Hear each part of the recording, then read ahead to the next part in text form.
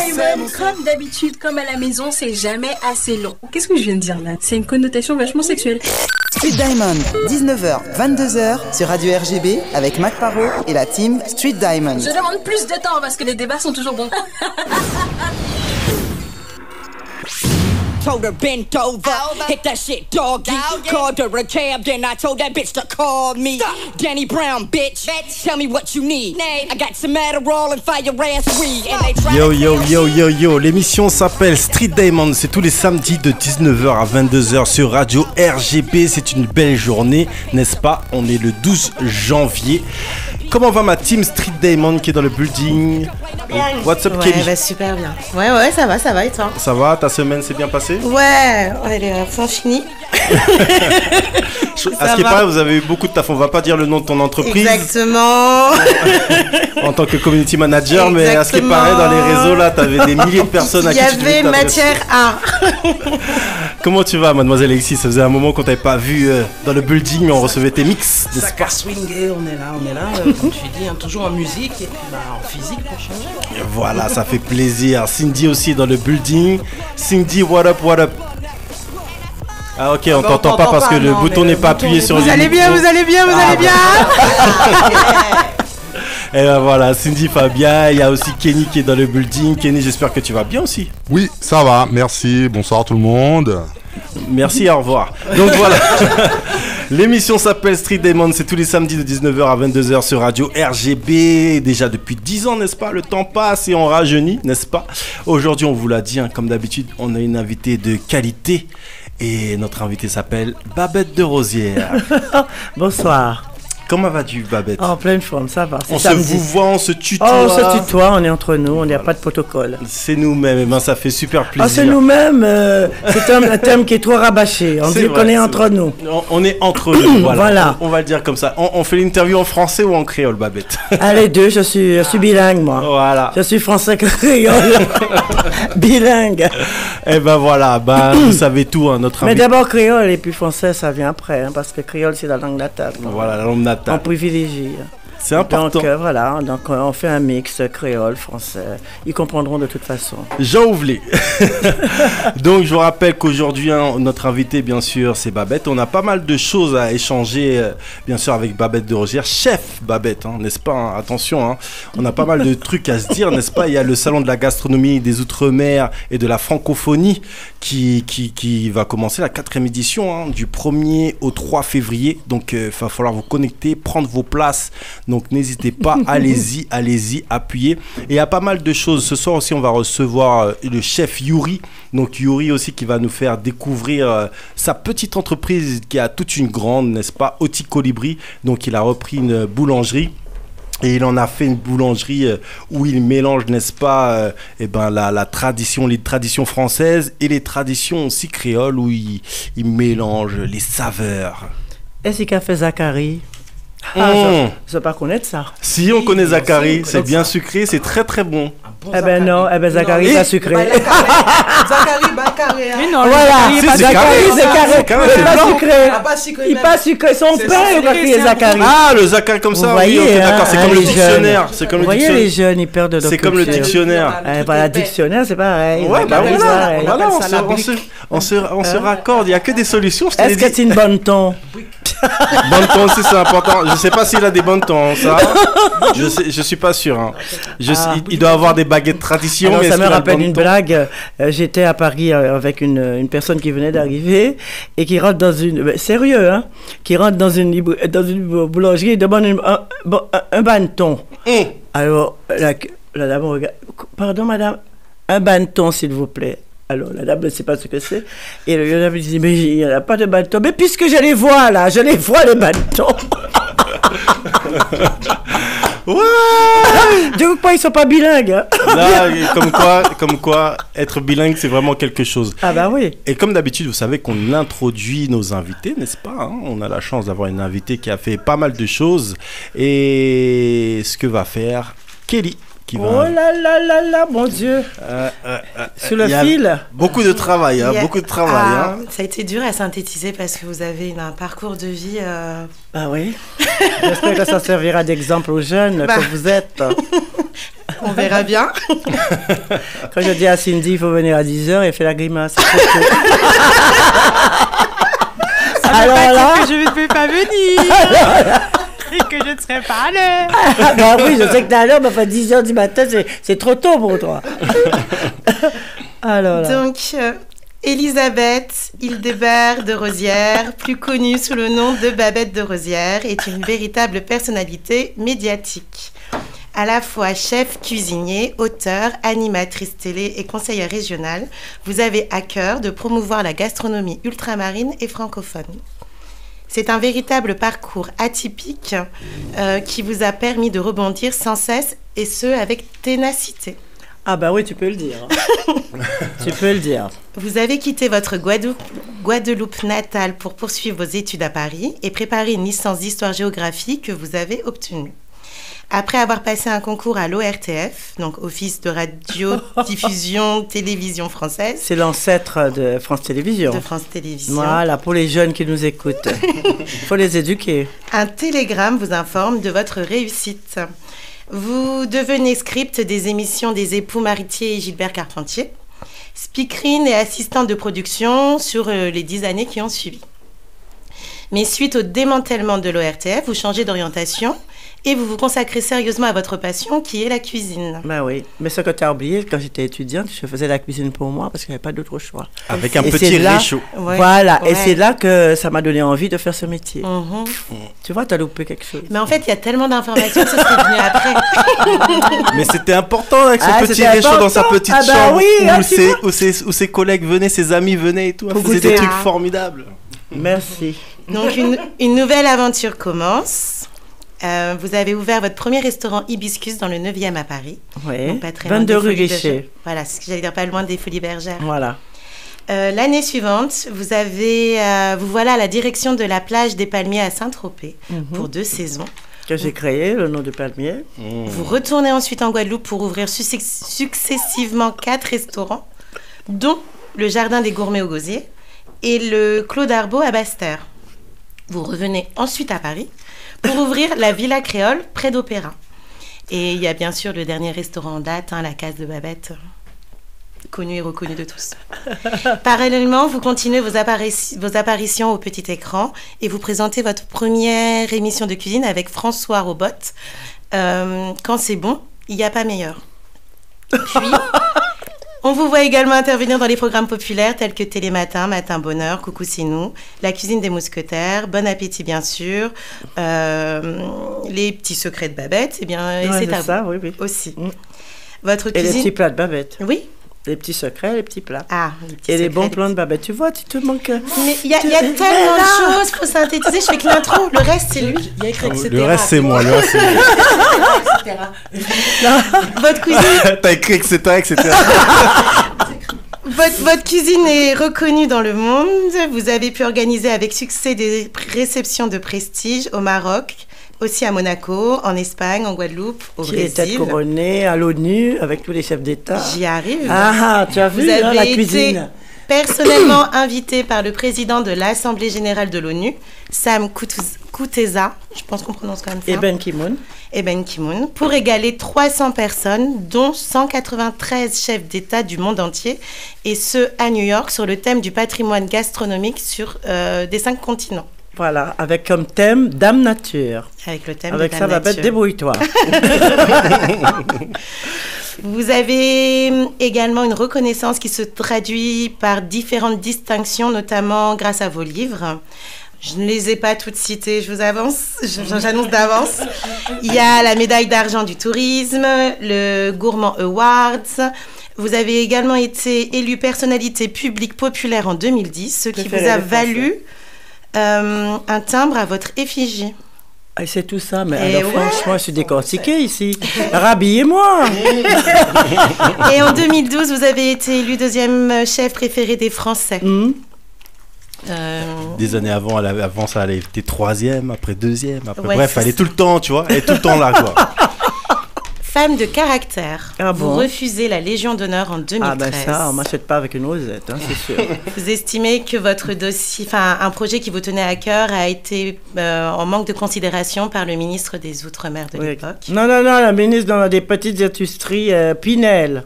C'était pas les Outre-mer. Ah, j'ai cru que c'était les Outre-mer. Ah non, c'est pas les Outre-mer, mais non. Alors, ministre des petites industries Pinel de l'époque.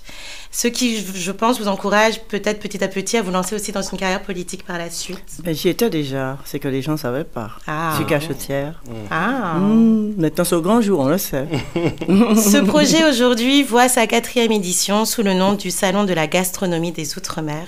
Et il se tiendra du 1er au 3 février 2019, avec la promesse d'être un salon encore plus gourmand et plus festif, sur 132 stands,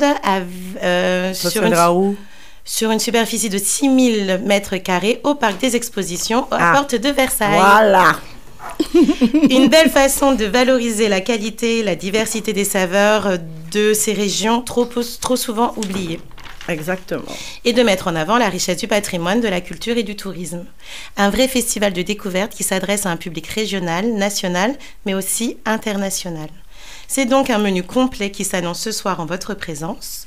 Le tout assaisonné par Mac Parot. Épicé ou pas? Ah bah ça, on va voir. Bah, on va voir. C'est épicé. La thématique du salon, c'est les épices. Voilà, donc, très bien. Et le pays invité, c'est quoi? Et c'est forcément la Louisiane. Vous voyez, vous n'êtes pas au point, les enfants. Mais on en parle, on a le temps. On a le temps, Babette. Ici, c'est Street Diamond. Et dans Street Diamond, le temps est relatif. Est-ce qu'il y a des diamants ici? On l'a dit tout à l'heure. Le diamant, c'est vous. Ah bon? Le diamant, c'est chaque invité qu'on reçoit. Parce qu'on part du principe que nos invités, en fait, ramènent cette valeur. Donc je vaux cher. Hein. Ça, on sait que vous valez cher. Donc, vous venez nous parler, entre autres, n'est-ce pas, parce qu'on a pas mal de choses à se dire, du salon de la gastronomie des Outre-mer et notamment aussi de la francophonie qui aura lieu du 1er au 3 février, donc au Parc des Expositions. C'est la 4e édition. Pourquoi avoir voulu faire ce salon qui prend de l'ampleur d'année en année? Je crois que l'an passé, c'était combien? Il y avait plus de 50 000 personnes qui étaient... Plus de 54 000, je crois. C'est incroyable. C'est trop tôt alors, je ne devais pas le faire. Pourquoi vous l'avez fait? Je sais pas. Mais il faut pas me dire pourquoi Babette t'as pas fait ce salon plus tôt. C'est ça que tu aurais dû me poser la question. Parce que Babette, tu fais beaucoup de choses, Babette. Je vais pas te dire plus tôt. Ben parce que des fois, il y a des étapes dans la vie. Oui, mais ce salon aurait dû exister depuis plus longtemps. Mais des fois aussi voilà. Pourquoi aussi? C'est pourquoi? Parce que c'est pas forcément toi qui aurais dû faire ce salon. Il y a plein de gens qui auraient pu le faire aussi. Et ils l'ont pas fait. Donc évidemment, Exactement. moi j'ai décidé de faire ça comme une grande. Rien qu'avec ma pomme, j'ai dit voilà, je vais mettre la pomme de Babette en avant, on va voir comme elle est populaire. Pourquoi pas? C'est un moyen de faire connaître les ultramarins, c'est un moyen de faire connaître notre culture. Je vais tenter, je vais essayer. Et là, j'ai dit voilà, mon mari m'a trouvé un petit peu il me dit écoute, tu es sûr de ton coup et tout? Oui. De toute façon, quand je décide de faire quelque chose, je vais jusqu'au bout. C'est comme la cuisine. Quand j'avais décidé de rentrer en cuisine, tout le monde m'a dit non, c'est pas un métier, etc. Ben, je suis allée jusqu'au bout. Alors, j'ai décidé de faire mon salon. J'ai dit que vents et marées, je fais mon salon. Et bon, évidemment, la première édition, on n'a eu que 15 000 personnes. On a eu 60... Que 15 000. Que 15 000. Il y a des gens qui font des concerts et avec 3 000 personnes sont contents, elle a eu que 15 000. Mais tout est relatif. Que 15 000 personnes, 63 exposants. Bon, mais ça a évolué. C'est vrai. On n'est plus au Paris Event Center, c'est vrai. Maintenant, la cour des grands. C'est vrai. Vous pouvez applaudir parce que c'est vrai. Non, mais voilà, on est à la porte de Versailles, à Paris Expo. Et là, vraiment, le salon, je m'arrange pour que ça monte encore plus haut. Parce que l'année dernière, on a eu plus de 54 000 visiteurs, 130 exposants, c'est pas rien. Et maintenant, avec le thème, l'année dernière, c'était les hibiscus. Cette année, le thème, les épices. Le salon sera entièrement décoré aux couleurs des épices. Il y aura plein de nouveautés, je ne vais pas toutes les citer parce qu'il faut que les gens viennent en curieux, parce que c'est pas la peine. Et puis voilà, mon salon prend de l'ampleur, je suis contente. Et même, il y a maintenant des personnes qui me demandent de transporter ce salon à l'étranger, à l'international. Ça prouve que quand même, petit à petit, on a causé notre trou, on a causé notre sillon. Et puis on est arrivé quand même à réussir ce salon qui est très couru et les gens sont très fiers, les Outre-mer sont très fiers d'avoir maintenant leur vitrine et avoir leur toit, comme je dis, à Paris. Ils sont plus dans des photos, ils sont dans un endroit chic, distingué, aux couleurs des Outre-mer. Et quand les gens arrivent chez nous, ils ne peuvent plus partir, ils voyagent, ils ne prennent pas l'avion, mais ils sont en Outre-mer. Donc c'était important aussi, moi je pense que c'est important aussi pour les Outre-mer d'avoir ce lieu, parce que mine de rien, la cuisine c'est aussi un lieu d'expression. Évidemment, c'est une culture qui se lie de toute façon dans l'assiette. Quand tu vas en Tunisie, tu manges un couscous, tu sais très bien que tu es dans le Maghreb. Et quand tu manges un colombo, tu sais très bien que tu es aux Antilles, d'accord, n'est-ce pas? Quand tu vas en Guyane, tu manges de la soupe comment ça s'appelle leur soupe là, Arawak, je sais pas quoi. Tu sais que tu es en Guyane. Quand tu es en Afrique, tu manges un thieboudienne, tu sais très bien que tu es en Afrique, tu vois. La culture se lie vraiment dans l'assiette. Et c'est pour ça, c'est important de pouvoir montrer ça, parce que au début, bon, il y avait d'autres salons. Il y a des salons où les gens sont partout. Les Outre-mer sont dans un petit coin. Et puis dans des salons, on fait plein de choses. Là, nous, on ne fait pas plein de choses. Nous, on s'est contenté de dire qu'on fait un salon de la gastronomie des Outre-mer et de la francophonie, parce que la francophonie aussi, ces pays-là sont des pays d'outre-mer. Donc, on a réuni ces deux objets-là, et là, on fait un salon qui tient la route, et la seule chose que je reproche, c'est qu'il y a beaucoup d'Antillais qui n'ont pas encore pris conscience, il y a beaucoup de gens, beaucoup d'ultramarins qui n'ont pas encore pris conscience que c'est leur salon. Ils sont chez eux. Il faut qu'ils s'approprient ce salon. S'ils le font pas, c'est les autres. Maintenant, comme j'ai élargi à la francophonie, ce sont les gens du Liban, du Maroc et d'ailleurs qui viennent en force pour être dans le salon. Donc, ça prouve qu'il y a un engouement certain. Je voudrais et j'aimerais que les Outre-mer aussi se mobilisent pour venir en force pour représenter leur culture dans ce salon, parce que c'est ça l'objet de ce salon. Savoir que nous ne sommes pas accraboudins.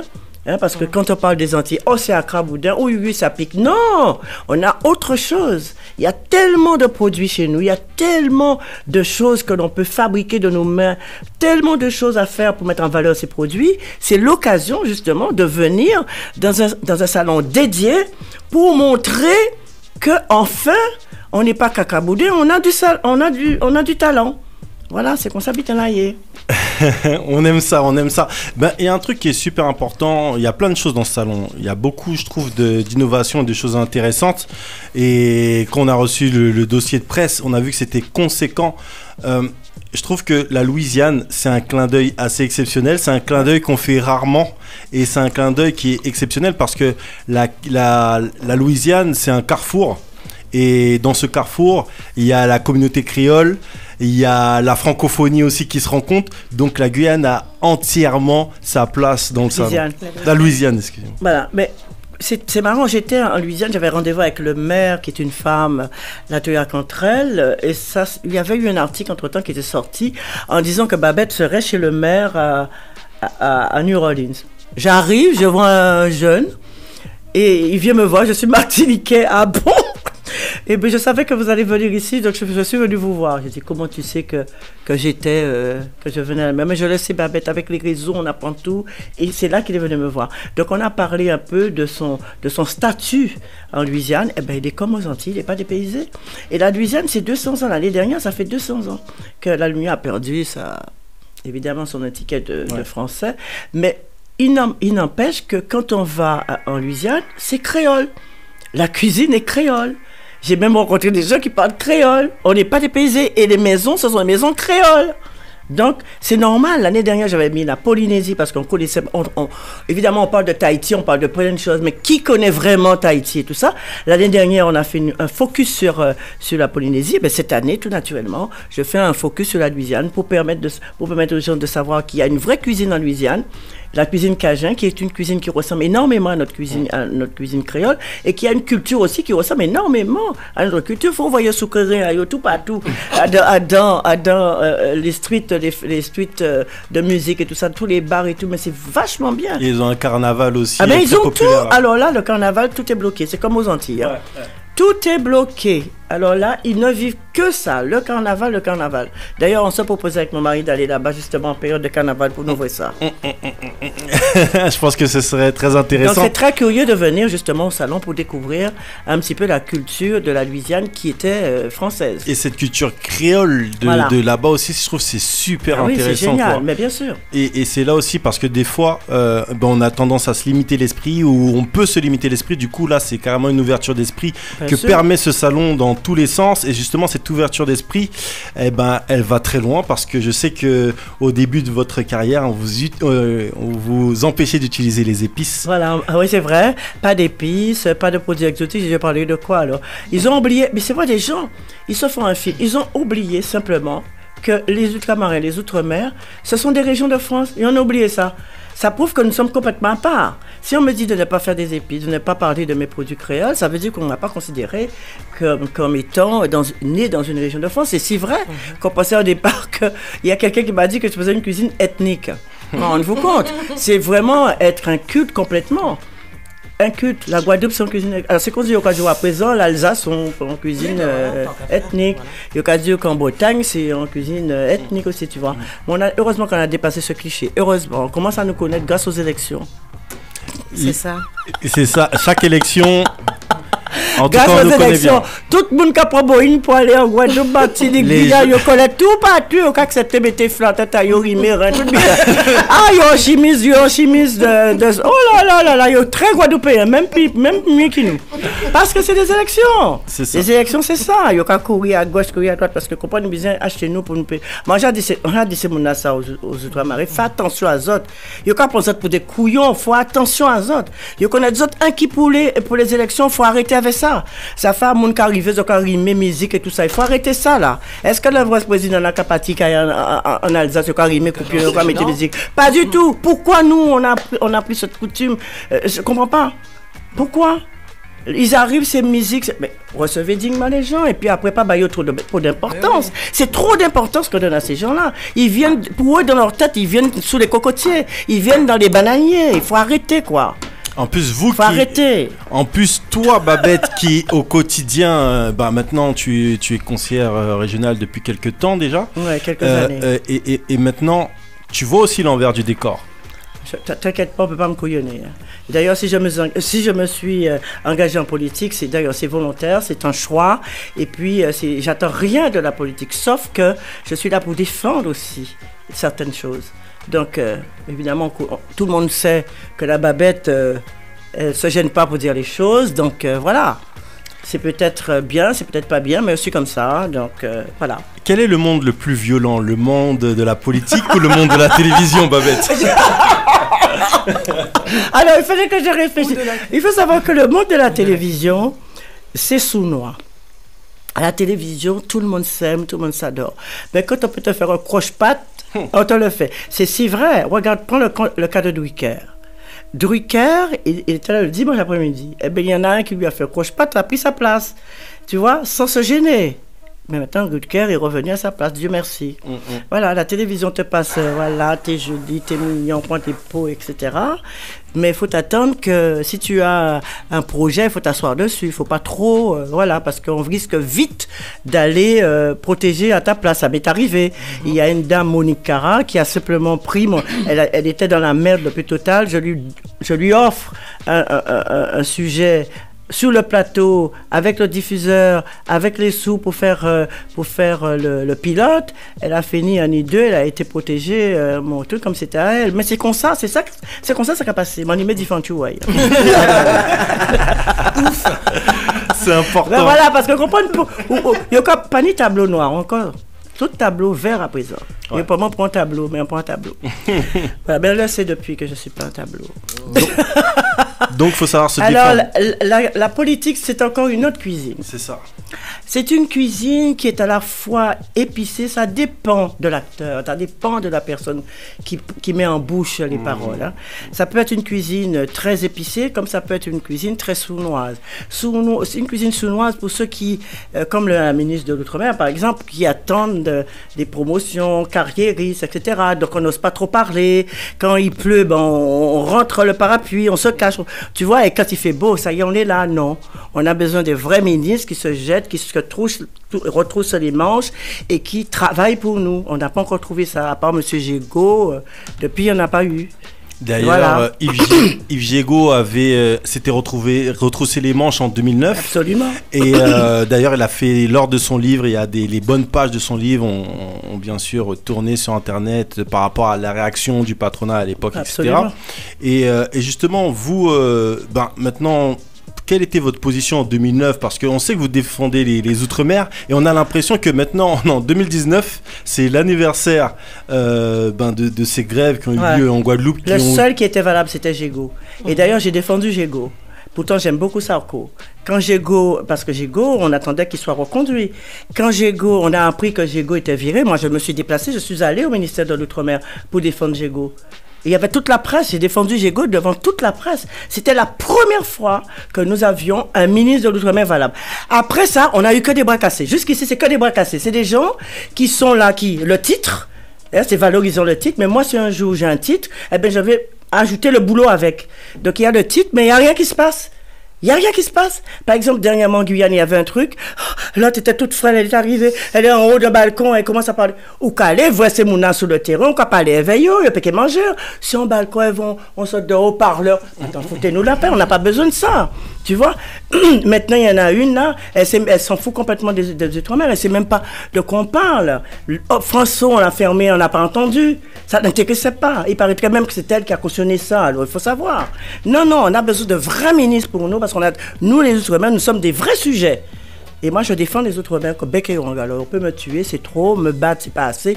Mais c'est comme ça, c'est dans mon ADN, c'est dans mes gènes, ça. On peut pas m'arrêter. Manu Dorlis, monte bien ton micro. Oui, donc un ministre qui sert à rien pour les communautés d'outre-mer, c'est un bon ministre pour un gouvernement, c'est tout. Ah, pour quel gouvernement? Ça dépend, hein. Fais attention à ce que tu dis. Tous les gouvernements, à l'exception de Gégo, je confirme, mais tous les gouvernements, je suis désolé, Girardien ne sert à rien, quoi. Ah ben, elle sert à rien, mais elle est carriériste. Elle sert à rien pour nous, mais elle sert à quelque chose pour le gouvernement. Ah ben peut-être, mais je sais pas à quoi, hein. Parce que là, on voit par exemple France O qui est comme ça, là, sur la sellette. Mais attends, mais c'est pas sous la sellette, ça y est, c'est fini, c'est plié. C'est plié. C'est plié. Alors que François, c'est justement le cordon ombilical qui servait à tous les ultramarins et des gens des gens de l'Hexagone aussi pour savoir ce qui se passait dans ces régions de France, les régions d'outre-mer. Ils nous ont abîmés. Alors vraiment. Et du coup, notre ministre des Outre-mer, elle a perdu la parole, on n'a jamais entendu pendant les négos de François. Elle a perdu la parole et je crois qu'elle était, je sais pas, sur une autre planète. Et j'ai appris par les coulisses qu'après, maintenant, comme ça a été acté, elle se vante d'avoir été l'instigatrice de ce truc-là. Mais si c'est vrai, alors là, elle va avoir un problème avec les ultramarins. J'espère que c'est pas vrai. Hein. Manu Dorlis? J'ai lu la même chose. Non, rien. Enfin, c'est traitement habituel, quoi. Moi, ça fait une trentaine d'années que je vois ça avec... Ben oui, mais il faut que ça change. Ou alors, je vais te dire, tu sais, le ministère des Outre-mer, c'était le ministère des colonies. Quand on a rentré au ministère de l'Outre-mer, on a qui marqué ministère de colonies. Alors, si on passe à gérer le ministère là, ça, il faut arrêter. Il faut supprimer ce truc-là. Nous sommes plus colonies. Il n'y a que le nom qui a changé. Mais oui, mais je m'en fous complètement. Il faut vraiment... Pas leur politique. Mais il faut vraiment que les gens qu'on nous mette à la tête des Outre-mer soient représentatifs des Outre-mer. Parce que tu sais, en Outre-mer, tous ceux que la France ne veut pas, ça y est, on les envoie en Outre-mer. Quand tu vas dans des écoles de cuisine, les enfants ne connaissent même pas leurs produits du cru parce que le prof qu'on envoie ne connaît rien. Il arrive en Outre-mer, il ne sait rien. Quand tu lui demandes ce que c'est le fruit à pain, il ne peut pas connaître. Donc, comme il ne peut pas connaître, il ne peut pas enseigner ce Timouna pour faire le fruit à pain là. Donc, tout est comme ça. Ce sont des gens qu'on met de côté. Et pourquoi on va les mettre là, dans la poubelle des Outre-mer? Nous, quand nous sont sorte de poubelle, tout ça, il n'y a pas, comme était à casa, nous. Ce n'est plus possible, ce n'est plus acceptable. Il faut vraiment que les ultramarins se réveillent une fois pour toutes pour qu'on nous respecte. C'est tout ce que je demande.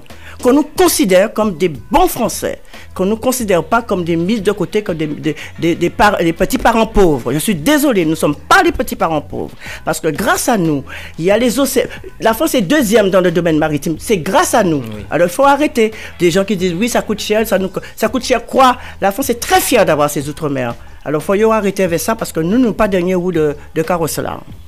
Donc c'était aussi, c'est l'une des raisons qui a fait que tu t'es engagé en politique. On peut dire ça. Parce que justement il y a toutes ces problématiques là. Et nous tout à l'heure on a posté sur Facebook. Je sais qu'il y a une des collaboratrices qui a dit, j'ai posté sur mon Facebook l'affiche comme quoi tu venais ce soir. Et une personne a dit, ah mais Babette elle est de droite. Et moi je me suis dit, mais en fait ça veut dire quoi ça? Ça veut dire que en fait quand t'es noir en fait t'as pas le droit d'être de droite quoi. ça veut dire que tu dois être de gauche. Mais même, je vais un peu plus loin parce que je me demande aussi, est-ce que finalement, en plus qu'on est investi comme tu es investi, finalement, droite-gauche, est-ce qu'on suit plus les hommes? Aucune importance. Écoute-moi bien, ça c'est du dépassé. C'est ça. Moi, ça fait longtemps que j'ai compris que c'était du dépassé. Je vais te donner l'exemple.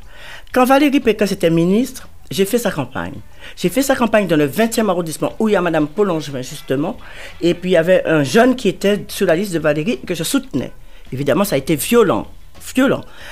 Ensuite, bon, elle n'a pas été élue. Bref, j'ai soutenu Hidalgo. C'est mon amie. C'était la seule que je voyais à la tête de la mairie, parce qu'elle était déjà à la mairie, travaillant depuis de longues années aux côtés du dernier maire, je ne me rappelle plus son nom. Mais ce n'est pas une question de parti. Si elle était de droite, c'était la même chose. NKM était de droite, c'était justement mon ami et du même parti que moi. Je ne l'ai pas soutenu parce que j'ai soutenu la personne qui était plus valable pour être à la mairie de Paris. Moi, ça fait à droite et gauche, les clivages politiques, c'est pas mon problème. Évidemment, je suis foncièrement de droite depuis RPR avec Chirac. C'était quelqu'un que j'adorais beaucoup, Chirac, UMP, tout ça. Sarko aussi, je ne renie pas mes trucs. Mais il faut reconnaître aussi quand un autre parti, sauf l'extrême évidemment, fait quelque chose de bien. On ne peut pas cracher parce que... Ah ben non, je ne suis pas dans son bord, alors je ne soutiens pas. Mais on n'avancera jamais si on pense comme ça. C'est ça. Mais bien sûr, on n'avancera jamais. Il faut essayer aussi de composer, je ne sais pas. En tout cas, moi, ce que je sais, ce que je constate, c'est que les gens rentrent en politique, ils sont forcément intéressés par le prestige, intéressés par les sous, intéressés par plein de choses, sauf de la politique. C'est ça aussi dont on a l'impression. On dirait que les gens sont moins intéressés par le peuple, souvent, et qu'on est plus dans des courses par rapport à des intérêts, et c'est ce qu'on a l'impression en fait, que c'est un peu les revendications, n'est-ce pas, des gilets jaunes ces temps-ci, où ils ont plus l'impression d'être traités par un comité des ressources humaines qui pond des lois. Et justement en 2009 on reprochait lors des grèves en Guadeloupe, Martinique, et ça a contaminé aussi la Guyane, ça s'est propagé en Guyane, on reprochait à toutes ces personnes des Outre-mer d'en faire trop, d'exagérer, etc. Limite d'être capricieux. D'être capricieux. Et maintenant, les gilets jaunes... C'est exactement la même chose. Là, ils ne sont pas capricieux, là, du coup.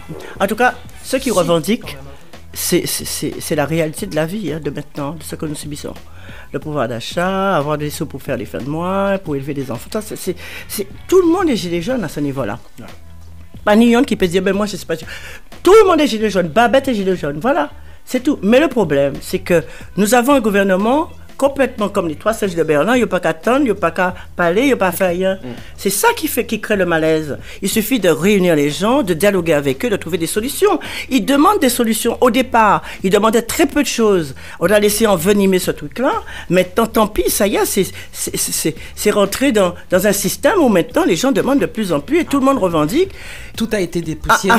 En fin de compte, est-ce que c'est une bonne chose de faire à chaque samedi des choses comme ça? Parce qu'il faut regarder aussi de notre côté, sur le plan économique, ça plombe les petits commerçants, ça met les employés au chômage, ça fait plein de dégâts autour. Donc, est-ce que le président de la République cautionne tout ça? J'en sais rien, mais en attendant, il est temps qu'on arrête ce mouvement-là pour donner une réponse à ces personnes qui n'attendent que ça.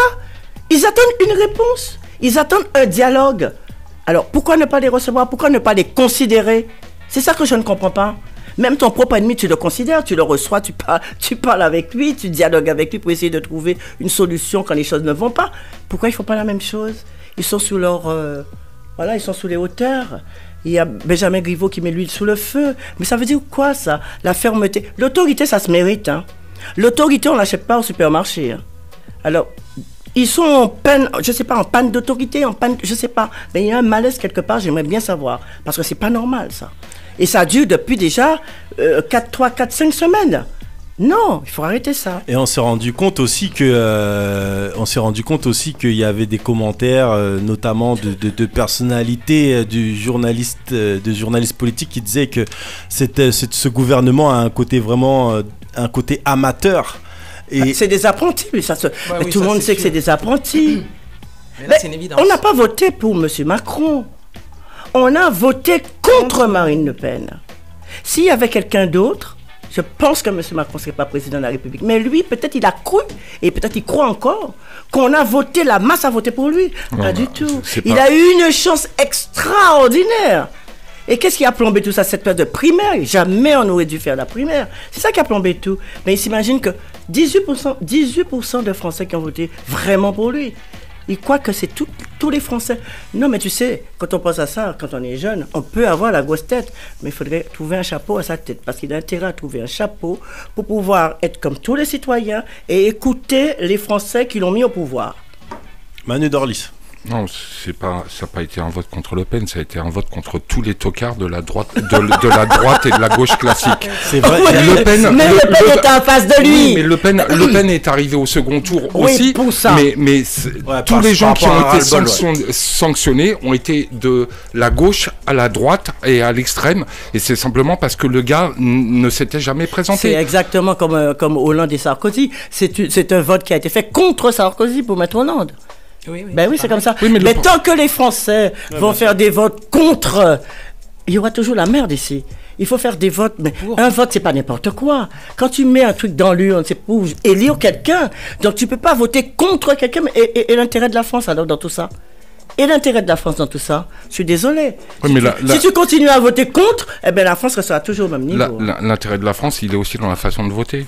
C'est-à-dire que les gens qui ont mis depuis 30 ans tous ces politiques au pouvoir ont aussi une responsabilité. C'est-à-dire qu'il ne faut pas accuser systématiquement. Moi, je ne valide aucun des politiques sur les 30 dernières années. Tu votes pas? Comment? Tu votes pas? Non, moi je vote localement. Je vote pas au niveau national. Parce que je pense qu'aujourd'hui, rencontrer quelqu'un dans la rue pour qui j'ai voté et lui donner ma façon de penser, je pense que c'est beaucoup plus efficace.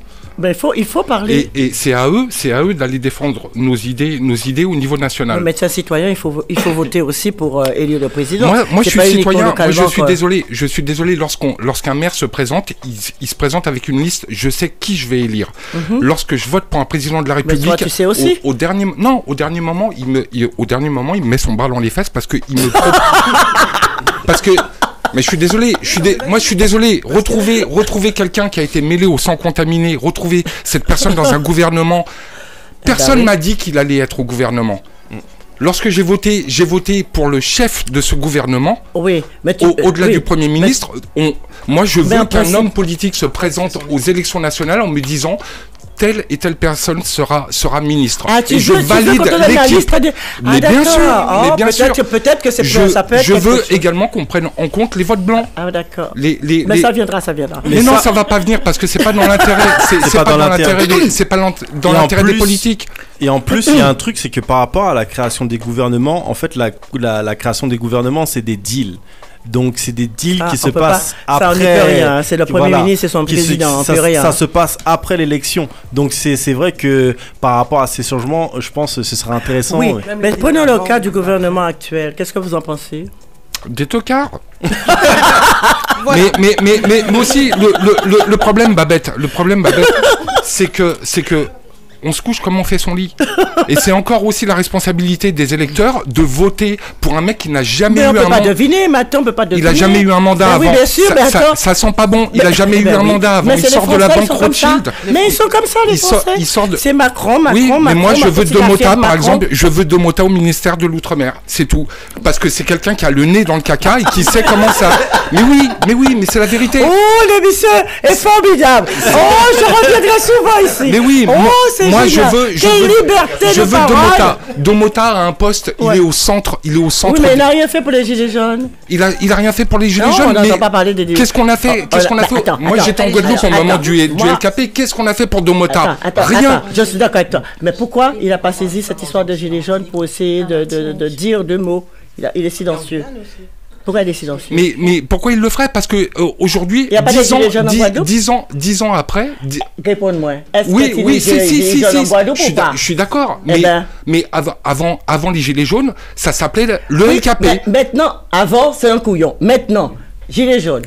Guadeloupe, 0. Martinique, 0. T'as vu la Réunion? Si. Oui, mais je suis d'accord, Babette. Mais le problème, c'est que Elie Domota était la personne qui construisait le discours des. Je suis d'accord avec toi. Mais maintenant, ça. Faut prendre la relève aussi. Maintenant, on avance. Ce que je reproche, c'est que j'étais en Guadeloupe, quoi. J'ai passé Noël et jour de l'an en Guadeloupe. Quand je posais la question des Gilets jaunes, ça n'a pas intéressé pour le monde. Alors que nous, tous Gilets jaunes. Sinon, un qui Gilets jaunes qui est en Guadeloupe? Bah, j'ai même. Sinon, l'hôpital qui a foutu le camp, il fait pire dans l'hôpital. J'ai même te faire une confidence. On ne peut même pas faire de soins. Je vais te faire une confidence. Tu sais ce qui s'est passé en Guadeloupe à la fin du mouvement du LKP? Tous les gens qui se promenaient dans les rues avec le petit ruban rouge, tu vois, sur leur voiture. Ouais, je sais. Le jour où Ayot, il a réouvert Destreland, ces mêmes gens se sont précipités pour aller acheter. Je vais t'expliquer un mécanisme qui est tout bête. Ayot était remboursé sur les... Si moi je rentre avec toi dans l'esprit Ayot et tout ça, on va faire une émission qui va déraper. Alors on va arrêter sur des motards. On va arrêter sur des motards. On va arrêter parce que là maintenant on peut s'exprimer. Moi ce que je reproche justement à ce collègue, à ce compatriote, c'est que en Outre-mer, notamment aux Antilles, la Guadeloupe, la Martinique, il y a que des gilets jaunes. Et on n'entend pas parler, il n'y a rien qui transpire des gilets jaunes. Voilà, c'est tout. Mais parce que c'est aussi une société de seconde classe. Parce que regarde, mais non, mais bien sûr on est traité comme une société, de seconde classe. C'est pour ça qu'on n'en parle pas en Guadeloupe ou en Martinique, c'est la même chose. Alors ça veut dire qu'à la Réunion, ils ont traité autrement que nous alors. Parce que eux, ils se sont montrés et ils ont fait exactement les choses qu'il y avait. Ils ont botté des culs de CRS pour ça. C'est pour ça qu'on en a parlé. On n'a pas dit le mouvement en Réunion. Si, ils ont créé un mouvement. On en a parlé au travers de ça. Regarde BFM. Non, je suis pas d'accord avec toi. Ils ont commencé un mouvement pacifique pareil, par raconter-moi connerie. C'est petit à petit d'y fait la pris. Mais ils ont commencé pas. Mais là-bas, chez nous, aux Antilles, il n'y a même pas eu un début de mouvement. Alors, il faut arrêter. Bon, alors on va passer à un autre sujet. Je rappelle que vous êtes bien sur Street Diamond, 19h, 22h sur Radio RGB. On essaie de voir si on arrive à être d'accord ou pas. On est revenu sur 2009. Ah, c'est beau ça. On est revenu sur je les reviendrai gilets plus jaunes. souvent. Mais il faut. C'est intéressant. Le samedi, hein, c'est bien. Et le samedi, c'est le jour où, parce que Babette, c'est un emploi du temps. C'est le jour où j'adore l'autre, mon mari, j'ai le droit, non? Il faut, c'est important aussi, hein. Il faut du love. Hein. Je vous rappelle que vous êtes bien sur Street Diamond, 19h, 22h sur Radio RGB. Et on est avec Babette de Rosière. On parle de pas mal de choses. On parle forcément des Outre-mer. Vous sentez que ça parle avec les tripes. On a pas mal de choses à dire. Mais on parle aussi de cuisine, parce que la cuisine, c'est l'amour. La cuisine, c'est pas mal de choses. C'est l'échange. Et bien sûr, le salon. N'est-ce pas? Te dire, la cuisine, salon... toutes les cuisines de chez nous sont réunies au salon de la gastronomie des Outre-mer et la francophonie. Il ne faut pas oublier que c'est le 1er, le 2, le 3 février. Et puis, j'ai quand même une petite cerise sur le gâteau. Je fais un tarif spécial pour les handicapés, pour les jeunes, pour les étudiants, pour les militaires. Il y aura une caisse justement dédiée pour avoir des réductions pour ces personnes-là. Parce que j'ai estimé qu'un handicapé, un enfant, un étudiant, un militaire, ils n'ont pas les mêmes moyens pour payer son billet 10 €. Il paiera son billet un petit peu moins cher. Et ça leur permettra aussi de visiter et de profiter du salon comme les autres. Et puis en plus, j'ai créé sur le site sargasdom.com, SAGASDOM, j'ai créé une ouverture pour pouvoir déjà en ligne réserver les billets. Pourquoi? Parce que j'ai remarqué l'année dernière, il y avait une queue pas possible autour des caisses. Une queue, mais incroyable, dans le froid. Et je ne veux pas que mes compatriotes restent dans le froid comme ça. J'ai vraiment envie qu'ils achètent tranquillement dans leur fauteuil chez eux leur billet et qu'ils arrivent et ils rentrent tout de suite. Il y a France Billets aussi qui vend mes billets et il y a Ticketnet aussi qui vend mes billets. Donc, il n'y a pas de souci.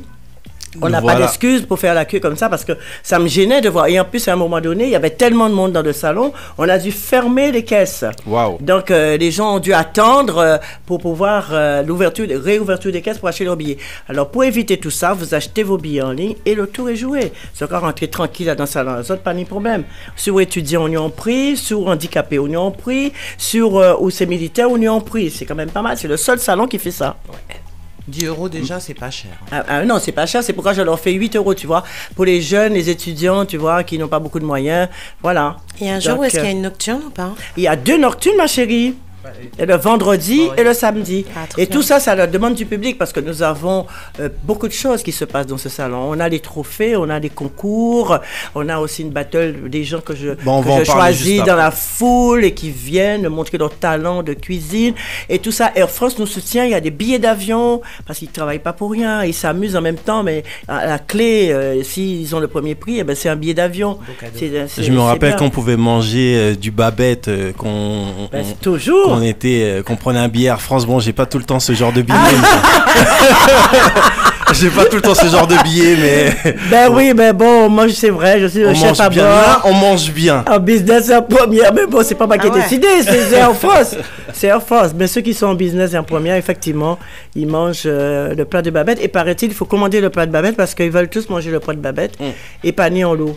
Mais maintenant, avec les trucs en ligne, on peut commander effectivement ça qui est assez on peut sympa. commander, ça c'est bien. Et on n'a pas parlé du parrain et de l'ambassadeur de cette édition, donc Michel Roth, meilleur ouvrier de France et Bocuse d'Or. Voilà, tout à fait. Michel, c'est quelqu'un que j'adore. Je l'ai connu quand il était au Ritz. C'était le chef du Ritz.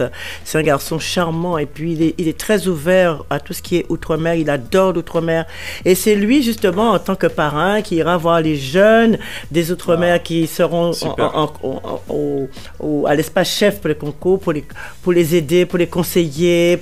Ça, c'est très intéressant. En plus, non seulement ça, il y a beaucoup de chefs étoilés qui maintenant... Quand j'ai fait la première édition, ils étaient un petit peu réticents parce que comprendre, c'est outre-mer.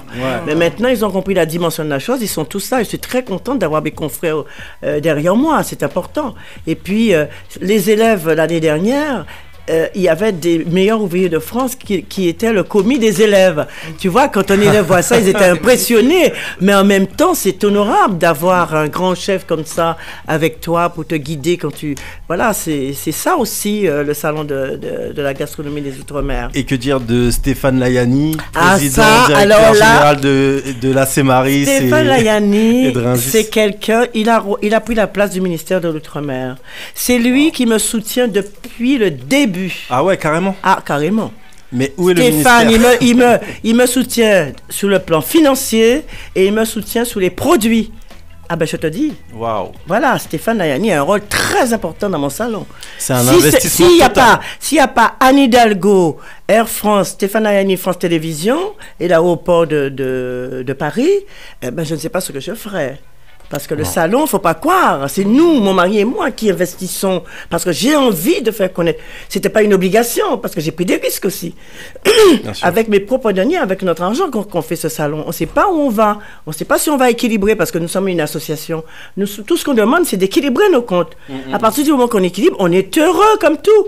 Bon, la première édition, on a eu une grosse perte, mais c'est pas grave. Mais j'étais heureuse d'avoir apporté ce salon aux Ultramarins. Et petit à petit, si les Ultramarins s'impliquent encore plus dans ce salon, tu verras que notre salon, il sera international. Et c'est mon but. Mon but, c'est de transporter ce salon dans le monde. D'ailleurs, il y a le Qatar qui m'a demandé, et moi, pas qu'à laisser le Qatar tomber, parce que qui mettait salon, mon Qatar.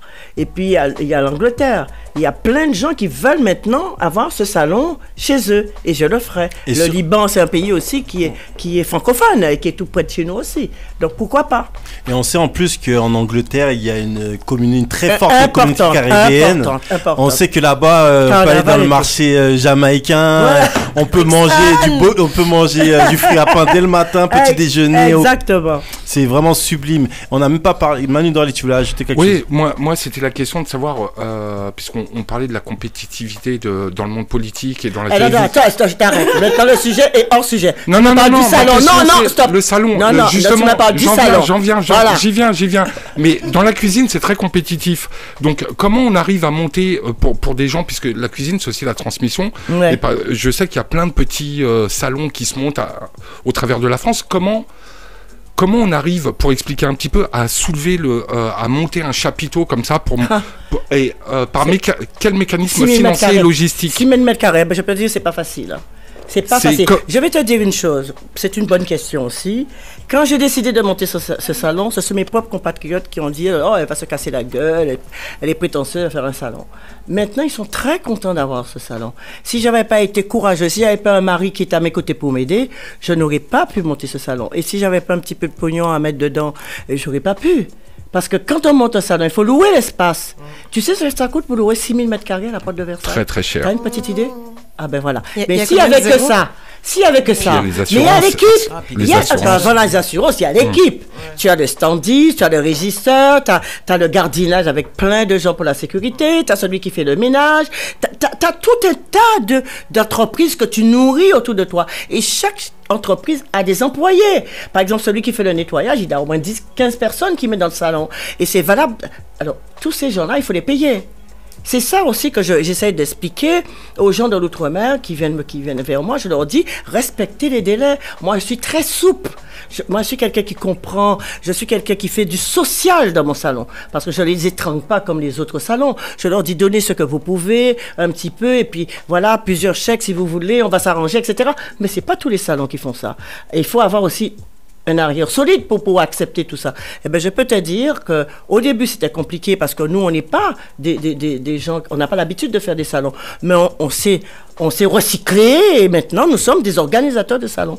Et 6000 mètres carrés, ça ne se loue pas comme ça. Et en plus, rien que pour avoir le local, au début, j'avais envoyé un de mes assistants pour négocier. Oh, les Outre-mer, parce que quand il a dit Babette de Rosière, ben les potes, voilà, ça y est. Babette de Rosière, ça m'a sauvé. La Babette, ça m'a sauvé. Un nom, ça sert pour amener un projet. Ça sert aussi. Je veux pas le nier. Et ben là, j'ai eu mes 6000 mètres carrés. Et la personne qui m'a donné cette ouverture-là, nous sommes devenus très amis. Et elle voit que les Outre-mer, ce sont des gens sérieux. Voilà. Parce qu'au départ, oui, les Outre-mer. Maintenant, ils se rendent compte que nous sommes des gens non seulement bien élevés, disciplinés, sérieux, et nous savons tenir un salon. Comme tout le monde. Voilà, il n'y a pas de différence. Et justement, dans ce salon, il y aura aussi des conférences. Il y aura Yann Kefelec, Jean-Michel Cohen, il y aura Alain Bougain-Dubourg. Absolument. La culture et la cuisine, ça va de pair, hein, c'est pareil. Bien sûr, bien sûr. Donc, le maître de cérémonie, c'est Yann Kefelec, que tu sais très bien, c'est un prix Goncourt. C'est quelqu'un de merveilleux. Yann, c'est un ami à nous qui a accepté, il adore, c'est un amoureux de la mer, c'est un amoureux des Outre-mer. C'est si vrai qu'il a passé Noël et Jour de l'An en Guadeloupe. Et puis, Alain Bougain-Dubourg, c'est un amour d'homme aussi. Cohen, qui va nous expliquer comment bien manger, pour bien vieillir, et donner des conseils. C'est important aussi que les gens, quand ils viennent, pour avoir ce petit côté culture. Et puis, comme ils connaissent pas la Louisiane, moi j'ai créé dans le salon une petite salle de cinéma avec quelques sièges pour voir un peu un film sur l'histoire de la Louisiane, parce qu'il y a beaucoup de gens qui savent pas que la Louisiane était française. Donc voilà, il y a tout ça dans le salon. C'est à la fois gourmand, mais c'est culturel aussi. Et puis, il y a des choses curieuses aussi qui se passent. Il y a des échassiers pour les enfants qui sont... Parce que les enfants, quand ils sont avec leurs parents, ce qui intéresse les parents n'intéresse pas forcément les enfants. Exactement. Donc, les enfants vont se retrouver entre eux dans un espace marmaille, ils vont faire la cuisine, quand ils font bon boulot entre eux, mais au moins, ils vont se plaire, ils vont être contents, ils vont vouloir revenir l'année prochaine. Et il y a une innovation là-dedans, avec les marmailles, c'est la battle des marmailles. Alors voilà. Ça, la battle des marmailles, c'est énorme parce que c'est quelque chose qui n'existait pas. C'est vrai. Et ben écoute, il y a un prix à la clé. Hein. Eh ben, c'est des petits bouts de chou, ils auront leurs produits comme tout le monde. Ils vont inventer avec des chefs qui sont là, qui sont dédiés à cet espace, notamment Chapuis qui a l'habitude de faire le salon bon pour enfants. Eh ben, les chefs seront derrière les enfants. Mais tu sais une chose, quand les enfants cuisinent, ils mangent et ils sont très très fiers de cuisiner. Oui. Je peux te dire que cette battle-là va être quelque chose d'important. Ça va pulser les enfants et ça va aider les parents parce qu'en arrivant à la maison, je pense qu'ils vont vouloir continuer.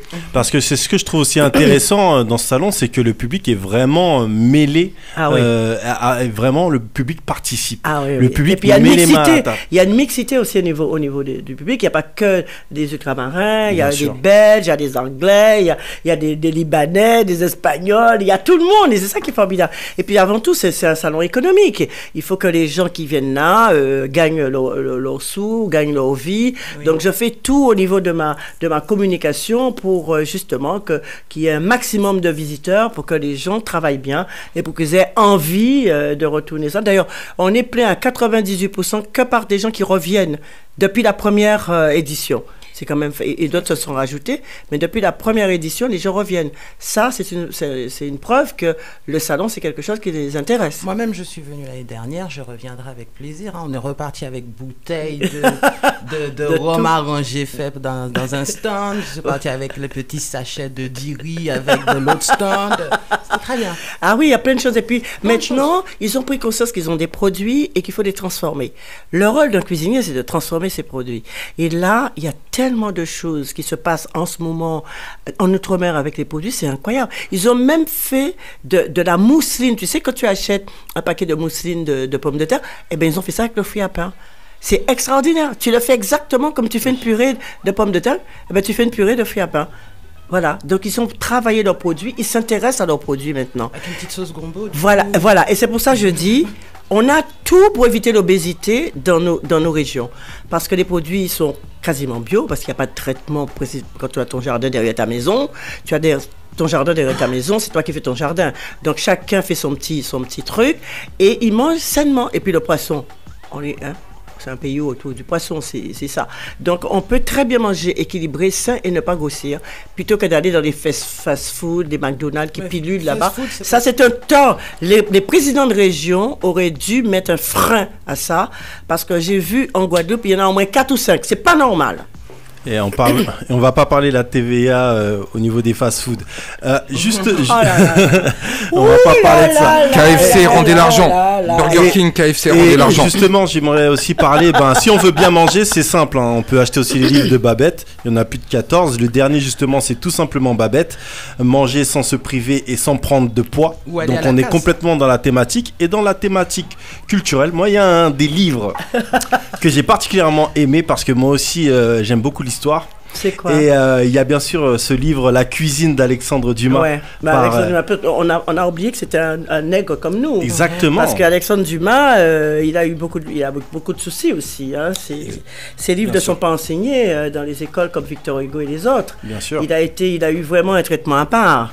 Ça, c'est pas normal non plus, mais en tout cas... Et c'est pour ça que je trouve que c'est super intéressant, le livre que tu as fait pour lui rendre hommage, où tu t'es réapproprié ces classiques que tu as, je crois que tu en as choisi 60. Ouais, mais dis donc, mais toi, tu me suis pas à pas, toi.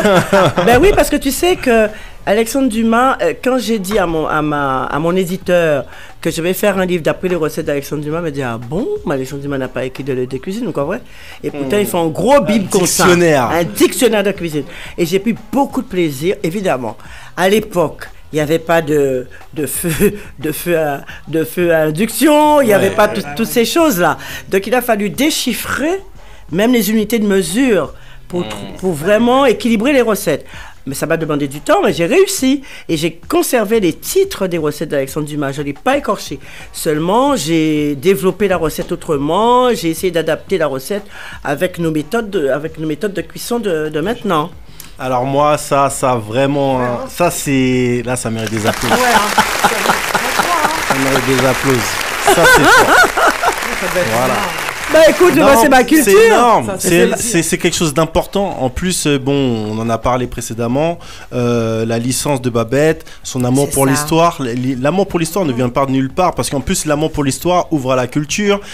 Et là, du coup, son deuxième amour qui est arrivé après la gastronomie, même si, les bons petits plats de mamie, le crabe farci de mamie, voilà. Ne serait-ce que ma odeur du café, apparemment. Voilà. Mais justement, là, ça profondément. Moi, c'est ma vie, la cuisine. Là, du coup, on arrive à allier les deux. Alors là, c'est jackpot banco. Donc, franchement, félicitations pour ça. Arrêtez parce que heureusement, j'ai pas la peau blanche parce que je serais rouge comme une tomate. Eh ben, c'est important. Nous, on aime bien faire ça et que les gens le veulent ou non, tu es un rôle modèle. Je pense que beaucoup peuvent s'identifier à toi. Tu es une femme. Tu es une femme noire, ça n'a pas été simple. C'est ce que j'allais dire, ça n'a pas été simple. Et surtout, les années où tu es arrivé très tôt à la télé. J'ai fait les deux ensemble. À la télé, radio et dans la rue, il y avait pas beaucoup de noirs. Il y avait encore moins de noirs à l'époque. Il n'y avait pas beaucoup. Mais bon, dans tous les univers, j'ai su m'imposer. Ah bah oui, mais j'ai su m'imposer. Attention, on n'arrive pas comme ça à être Babette. Il y a Elisabeth quand elle est arrivée, la petite Élise qui est arrivée à Paris, qui a beaucoup grandi, qui est devenue Babette. Ça n'arrive pas comme ça sur un bouton qu'on appuie. Ça y est, de Elisabeth, on passe à Babette. Non, j'ai fait mes preuves. Et crois-moi, il faut avoir du caractère. Quand on choisit un métier comme celui de cuisinier, et quand on est femme, si tu n'as pas de caractère, surtout à l'époque, et noire en plus, j'avais plusieurs défauts. J'étais femme, noire, antillaise. Alors tu vois, on est 3 défauts qui, pas qu'à rentrer à dans moule là. Eh bien, j'ai su imposer mes 3 défauts. Et de mes 3 défauts, j'en ai fait 3, comment je vais dire ça? 3 atouts. 3 atouts, voilà, c'est ça. Alors, et justement, ce qui donnera... parce que voilà, Babette, ce qui donnera de la valeur au trophée Babette, n'est-ce pas? Ce trophée Babette c'est important. Qui va mettre en valeur des jeunes lycéens. Les jeunes lycéens, je leur donne un panier, ils sont tellement stressés. Et ça me fait penser quand j'ai débuté et ils arrivent quand même à transformer. Et je leur donne un panier pas facile. Hein. Ils ont beaucoup de mérite parce que je privilégie nos produits à nous qu'on va marier avec les produits d'ici. Donc il faut qu'ils réfléchissent d'abord au nom de la recette, quelle ligne qu'ils vont choisir. Je mets des épices aussi. Donc, Puis la présentation. il faut... Ah ben, tout est compté. Tout. Et moi, il y a un truc que je trouve aussi important, n'est-ce pas? C'est... On sait qu'on mange avec les yeux avant tout, n'est-ce pas? Et on connaît la place de la nourriture, que la nourriture a sur Instagram. Hashtag food. Tout le monde est au restaurant avec son appareil, avec son smartphone. Ah bah oui, et là, du coup, il y a le trophée de la photo et de l'exposition Sagaz d'Homme. Absolument. Et j'ai pris aussi, non seulement il y a la photo, c'est des photos vraiment gourmandes. Hein, ça met en bouche, c'est vraiment des photos gourmandes. Mais j'ai pris aussi des artistes peintres qui vont exposer leur peinture. Donc, il y a un artiste polynésien qui va parler de la vainée. Il y a un artiste guadeloupéen qui a des toiles aux couleurs des épices. C'est vraiment formidable. Et puis, il y a une femme qui a séjourné à Mayotte et qui fait des toiles avec la culture mahoraise. Et ça, c'est très, très bien. Ça, il y aura ça. Mais le salon, on va pas tout dévoiler parce que. On va pas tout dévoiler, que sinon. On n'a pas tout dévoilé, mais en fait, il faut que les gens se rendent compte parce qu'ils entendent salon de la gastronomie. Et finalement, il y a Cindy derrière qui dit, mais moi aussi, j'y serai avec mon colis. Mais bien sûr. Et je pense que là, pourquoi je dis toutes ces choses-là? Parce que je trouve que les gens, en fait, quand ils entendent salon de la gastronomie, certains, ils pensent que, ah oui, c'est un truc, on va manger des boquites. Non. Là, c'est. Les gars, là, justement, c'est un salon qui est multiple. Absolument, il y a toutes les cultures. C'est surtout ça qui est important. Tu sais, je vais te dire, quand tu vas en Guadeloupe, en Martinique, à la Réunion, tout ça, on a notre culture dans l'assiette, même si on utilise les mêmes produits. Nous pas qu'à manger même bité à Nouvelle-Calédonie qui est en Guadeloupe. Exactement. Quand tu vas manger un bougna, est-ce qu'on sait que c'est qu'un bougna? Non. Ah ben voilà, moi j'ai mangé un bougna, et le bougna est fait à base d'igname, à base de poisson, de langouste et tout ça. Et c'est cuisiné autrement. Et on mange les mêmes choses, c'est les mêmes bases. Donc c'est ça la découverte. La découverte, c'est la diversité de cette culture qu'on va retrouver dans ce salon. On sera aussi bien en Guadeloupe, aussi bien en Martinique, Nouvelle-Calédonie, Guyane, Cap-Vert, Liban, Maroc, Afrique. Mais voilà, c'est ça aussi le talent de ce salon. Et mon salon, c'est pas un fourre-tout. C'est un salon que je décore comme ma maison. J'ai pris 2 architectes d'intérieur pour décorer mon salon. C'est comme si je te dis pas plus. Quand on rentre dans ce salon, les gens sont étonnés, ils se demandent est-ce que c'est vraiment dans un salon. Tellement, on a l'impression que les choses ont toujours été là. Que les restaurants, ce ne sont pas des restaurants éphémères, c'est des restaurants qui étaient toujours là. Parce que je fais soigner la présentation. Parce que c'est fini, ils mettaient des tables et des chaises. Non, je leur demande à mes exposants de soigner leur présentation physique, de s'habiller en tenue qui représente leur région et de cuisiner, de faire du beau et du chic. C'est ça que je veux pour mon salon. C'est pas de l'approximatif. Non, c'est pas du folklore. C'est culturellement respectable. Absolument. On rassure aussi nos amis mangeurs de bokit. Le bokit a aussi ses lettres de noblesse. Exactement. On ne sous-estime pas le bokit. J'en ai un qui fait ça. J'en ai un sur mon salon, c'est Bam Bokit. Il fait des mini. Il fait des mini. C'est magnifique. Il a dénaturé au niveau de la forme, mais il n'a pas dénaturé au niveau du goût. Et en plus, le meilleur jambon de Noël. Écoutez bien ça qu'a dit autres. Le meilleur jambon de Noël. Fumé avec mais pas chaque à Cannes. En Guadeloupe, eh ben, Cochon Plus, il est sous mon salon cette année. Et il vient avec des tonnes de jambon. Le jambon de Cochon Plus, je suis allée à Noël chez lui, elle m'en fait une overdose de jambon. Alors c'est important, c'est vraiment un salon pour tous. Ça, c'est important de le dire, c'est un salon pour tous. Il y a les Capverdiens, il y a les Libanais, il y a les Espagnols, il y a tout le monde dans mon salon. Pas la peine d'acheter un billet d'avion. Le billet d'avion coûte 10 € et 8 € pour les handicapés, les militaires, les personnes sans emploi. Donc voilà, donc vraiment, on va se donner rendez-vous au salon. On répète, ça se passe à Paris Expo, porte de Versailles, au hall 5-1. Et c'est du 1er au 3 février 2019. Et on vous attend. On vous attend au salon. Et je te dis pas, le podium d'animation, je n'en parle même pas. On n'en parle même pas parce qu'au niveau du podium aussi, on va pas tout dévoiler. Non. On ajoute quand même que c'est gratuit pour les moins de 12 ans. Ah ben absolument. Bien sûr, la marmaille quand même. Est-ce qu'il y a des gens qui se reconnectent avec leur culture via la cuisine et qui viennent en faire témoignage auprès de toi? Mais bien sûr, plein. D'ailleurs, regarde sur Internet, tu verras. Ça a commencé déjà. Parce que j'ai fait la conférence de presse il y a 2 jours maintenant. Il y a beaucoup de témoignages, tu n'as qu'à regarder. Et tu ne regardes pas Internet, toi? J'ai une activité qui est très prenante à l'extérieur. Alors regarde le site, regarde la page Facebook de Sagasdom, tu verras. Mais je t'ai pas vu sur ma page, toi, par contre. Comment ça, on vient pas sur Internet? Tu veux que je sois ton ami? Ah ben il faut le mériter. Tu vois, viens voir mes photos. Sagasdom.com, le salon de la gastronomie des Outre-mer de la francophonie, la 4e édition du 1er au 3 février 2019. On vous attend, Paris Expo, porte de Versailles. Donc voilà, avec Babette de Rosière. Merci beaucoup Babette. Ça nous a fait très plaisir de te recevoir. On aime ça, ça bouge, ça swing. Et Cindy, elle a caché ça, mais elle sera une des animatrices du salon. Oui. C'est vrai, Cindy sera animatrice. Oui, donc venez tous me voir. On va bien s'amuser avec toi Cindy. On va te poser plein de questions. C'est ça, exactement. Donc voilà, je répète, on se donne rendez-vous du 1er au 3 février 2019. Le billet d'avion coûte 10 €. C'est pas cher. Donc rendez-vous à Paris, porte de Versailles, tout simplement. Merci encore Babette. Merci, c'était très amusant. On a mélangé la politique, la cuisine, mais tout ça c'est des cuisines. C'est la cuisine. Voilà, c'est la cuisine. C'est notre cuisine. Voilà, c'est notre cuisine, c'est la cuisine de Street Diamond. Il y a pas mal de choses dedans, mais quoi qu'il arrive, c'est mijoté avec amour. Ouais, alors au final, c'était épicé ou pas? C'était à la fois aigre doux, épicé, un petit peu pimenté aussi. C'est important. Surtout avec notre ami,